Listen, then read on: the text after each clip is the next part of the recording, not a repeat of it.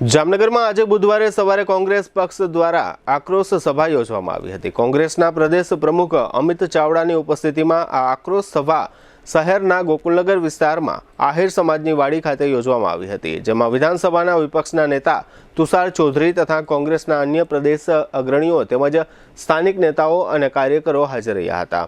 આ તકે પ્રદેશ પ્રમુખે ઉપસ્થિત સૌ સમક્ષ પક્ષની આગામી ચૂંટણી તૈયારીઓના ભાગરૂપે સંબોધન કર્યું હતું। કોંગ્રેસ પાર્ટીના આ કાર્યક્રમમાં સ્થાનિક આગેવાનો અને કાર્યકરો વચ્ચે કોઈ બાબતે મતભેદ પણ સર્જાયો હોવાની ચર્ચાઓ છે। તારું રોજનું થયું। મારા ઘરમાં બે ગાડી છે, એક મેં અહીંયા મૂકી, એમાં તને શેનો વાંધો? તો મારે ગાડી ક્યાં મૂકવાની? નહીં મૂકવાની ત્યાં? એ મારો પ્રશ્ન નથી, મારી ગાડી અહીંયા જ મુકાશે। અહીંયા ગાડી નહીં મૂકવાની। મુકાશે નહીં મૂકવાની।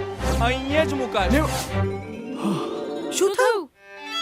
મેં સપનું જોયું કે સોસાયટીના પાર્કિંગમાં મારી જગ્યાએ બીજા કોઈ ગાડી મૂકી દીધી અને પછી મારો એની સાથે ઝઘડો થઈ ગયો।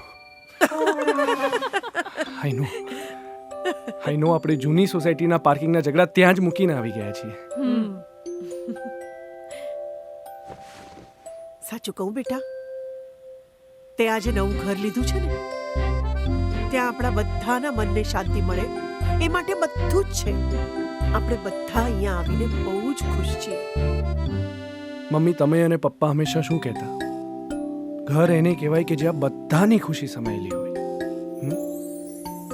અમે તો એવું કહેતા, પણ આજકાલના તમે લોકો શું કહો છો? પેલું લાઈફસ્ટાઈલ અપગ્રેડ થઈ ગઈ છે।